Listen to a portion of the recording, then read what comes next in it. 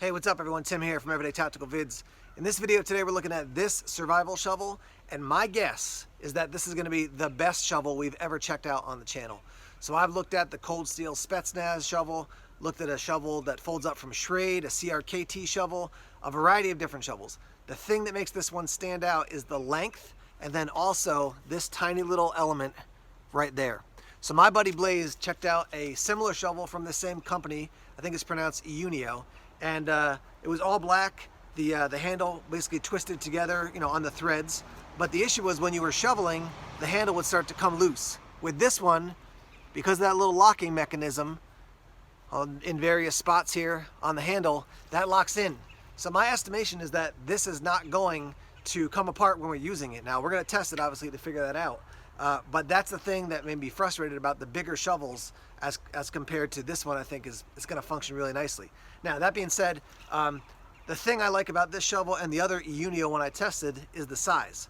Your average shovel is probably about this big, the Spetsnaz shovel and things like that. This is just going to give you more use, more leverage. It's closer to a normal full-size shovel that you'd be using if you were digging around the yard, your standard spade. So yeah, I'm excited to test this thing out. Let me show you the different elements and components, and then we're going to put this thing through the paces.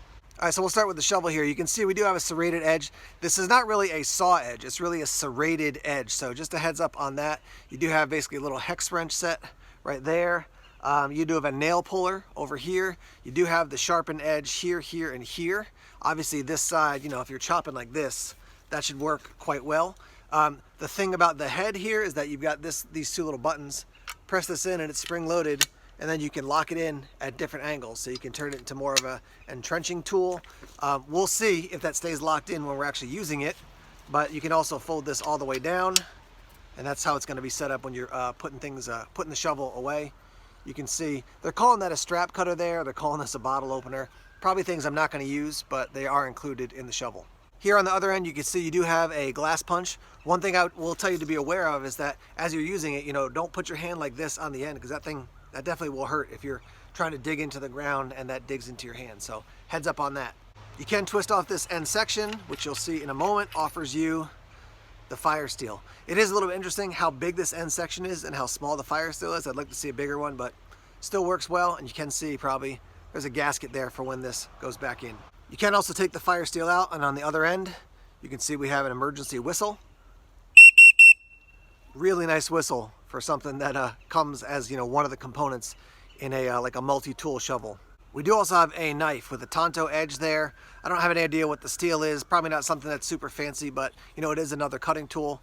Basically, you have the handle like this. You can put this into pretty much any portion of the handle. If you want to, you can take this and use the end portion of the entire shovel, put the blade into this, and then put the actual end cap on. So that's what that looks like. You do have the lanyard here as well, kind of an oversized handle for that size blade.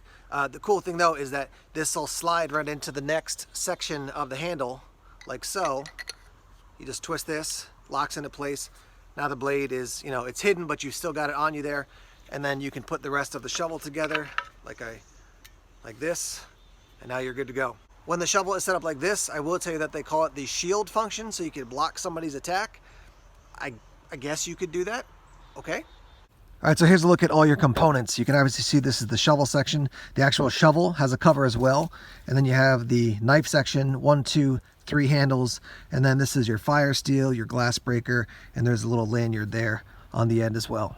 All right, so here's a look at your case that the shovel comes with.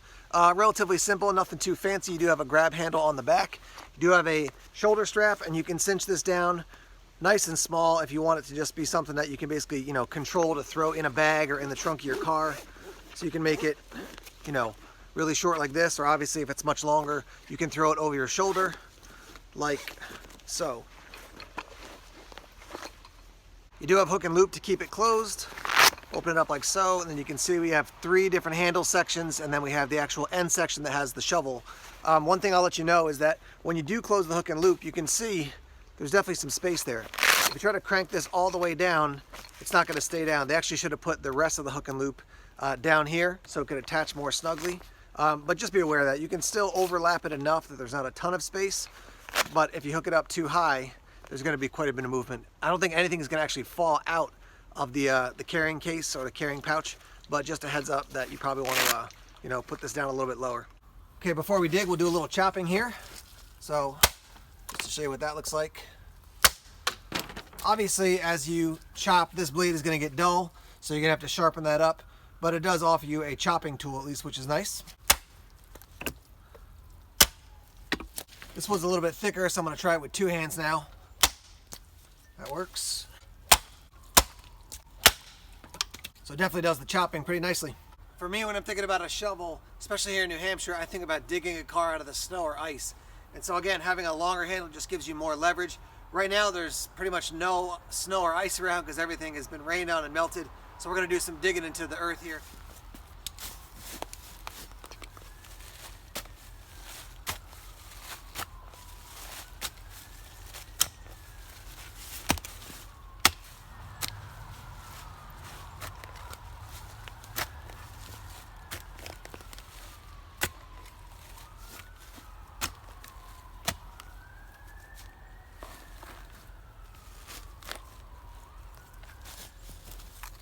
This ground was definitely quite soft and muddy, but this thing's working great so far. I can tell you pretty confidently this will be going into my car.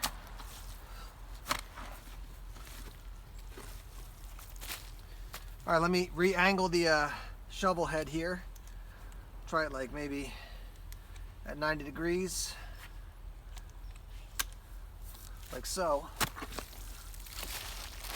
See if that'll stay locked into place.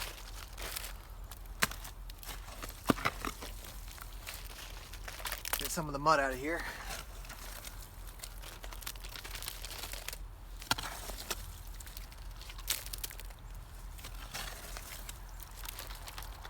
Now you can feel a little bit of movement in the handle and the head of it, but not that it's unlocking. It's just because, you know, you've attached a bunch of sections together, but still solidly locked in.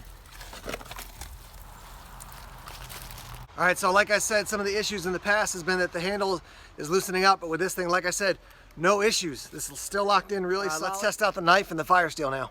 So I wouldn't be looking at this knife to be like a primary blade at all, but you know, if I needed a backup, maybe I could be using this thing here.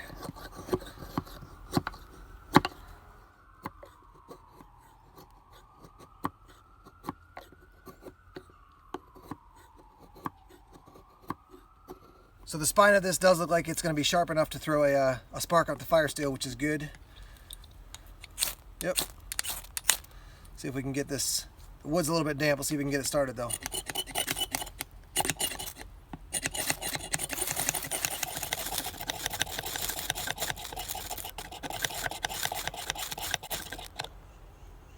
All right, so we got a tiny little flame there, but it definitely does work. And again, you can use the spine of the knife, which is great instead of having to use the blade. Just to put it through the paces a little bit more, we're going to do some chopping on just like a dead portion of a stump over here.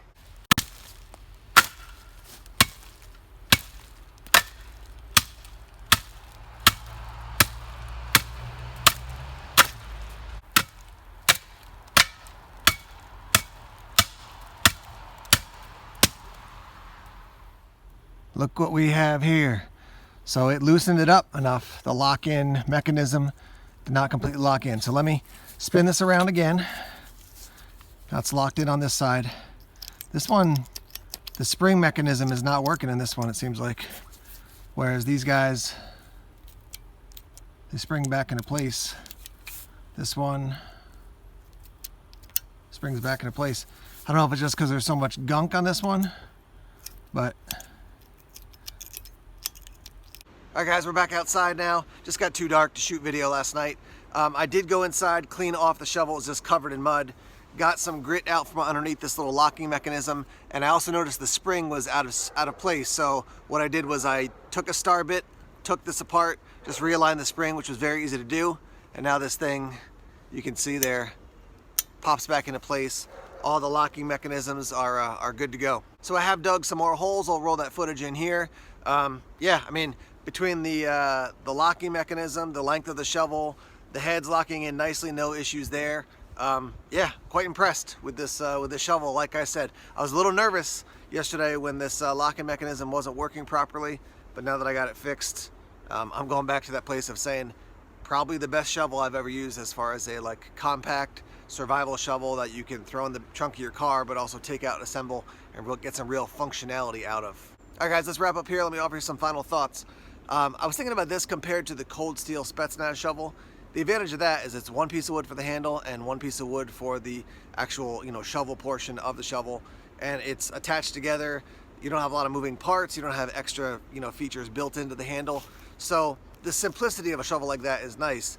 The challenge of that, again, is that it's a pretty small shovel, so you really gotta, you're basically talking about this big, so you really gotta get down to shovel out something, whether it's snow or dirt, whereas with this thing, it's a nice long shovel. Real quick, I want to note here that your end-to-end length is 38.5 inches. So I think if you need something that's super compact and you don't mind that you don't have the additional leverage, then something smaller might work. But for me, especially with a shovel, I don't want to be having to get into the mud as much. If I can get a little bit of distance from that, that's better. So having something that's with a longer handle like this, definitely a win for me. I like the fact that you can fold it up, put it in that very compact little carrying case and put it in the trunk of your car. If you got to dig your car out, it may take a little more time to put it together, but it's not like it's 20 minutes, it's maybe 1 minute to put the whole thing together, which is nice.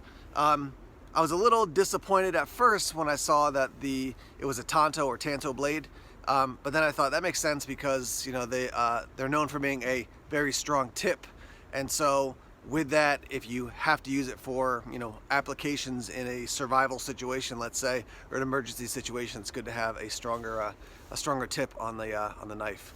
The knife, the fire steel, those are kind of bonus things. The glass breaker, same thing. I'm probably not going to use that a ton in any situation. It's very, very unlikely. I do like that the whistle actually really works. I'm going to see if I can find out where they got the whistle portion of that, the underside of the fire steel, basically, because that was a pretty impressive whistle for just something that they probably just attached at the end of the building process. But overall, you're looking at $50 for this product, and I would say definitely a worthwhile investment. I'm going to keep using this thing because I want to see the long-term durability. But so far, I've been impressed. It's all about, for a shovel, you're going to be using this thing, plunging it into the ground and digging out ice and dirt, so it's got to be durable. So I'm going to use this thing more and more, but like I said, I've liked what it's done so far. So I've got links down below in the description section. $50 is what you're looking at, so let me know your thoughts on this. Let me know your thoughts on the video. What do you like about the shovel? What would you change? What additions would you make? For me right now, what I'm going to do is put this into the trunk of one of my cars. I've got a big CRKT shovel that does have basically the spade portion, the digging portion folds down. I think I'm going to probably swap that out of one car, put it in the other, and this is going to go into a car for sure. So yeah, let's hear your thoughts. Let's have some discussion in the comment section, and let's get that conversation started. All right guys, thanks as always for checking out the videos here on YouTube. Please subscribe to Everyday Tactical Vids if you haven't done so already. Like us on Facebook, follow us on Twitter, check us out on Instagram, Tumblr, and Vero as well. More videos coming soon. Take care.